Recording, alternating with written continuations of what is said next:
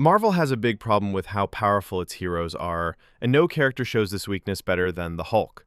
For nearly a decade, the studio's main strategy for its strongest heroes wasn't to write good stories for them, but to write them out of the story. This pattern of benching its heaviest hitters shows a real creative weakness, and the Hulk is its biggest victim. To see what I mean, we need to look at how Marvel consistently sidelined its most powerful characters. Our first case study is Avengers Age of Ultron, a film that shows how much the writers struggled with their strongest members. For instance, it sends Thor on a flimsy side quest to find answers in a magic pool, an obvious excuse to remove his power from the main plot. Then, the film ends with the Hulk grabbing a Quinjet and flying off into exile.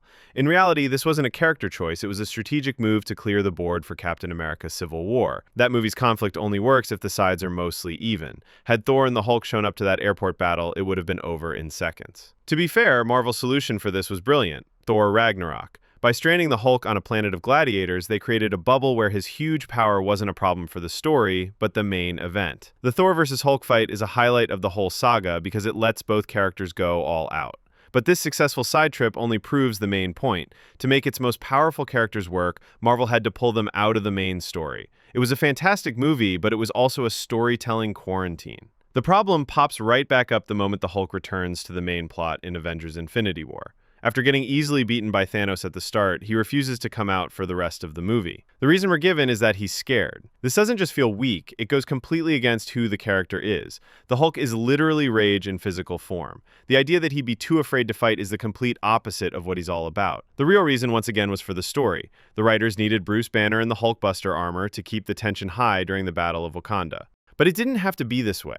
For a counterexample of a powerhouse done right within a team, look no further than the first Avengers film. The movie isn't afraid of the Hulk's power, it makes his power the central problem. On the helicarrier, the tension comes from the monster inside, proving it's possible to have him in a team story without breaking it. In the end, the repeated sidelining of characters like the Hulk and Thor shows that the writers weren't creatively brave enough. Instead of taking on the challenge of writing for overpowered heroes, the MCU consistently took the easy way out. They weakened them, they benched them, and in the Hulk's case, they finally neutered him by creating Smart Hulk, a character who smooths out all the messy, interesting parts of his personality for a hero who just tells jokes. Marvel didn't solve its power problem. It just erased the most interesting conflicts its most powerful characters had. Do you agree with this critique? Or do you think Smart Hulk was a fitting evolution for the character? Let me know in the comments.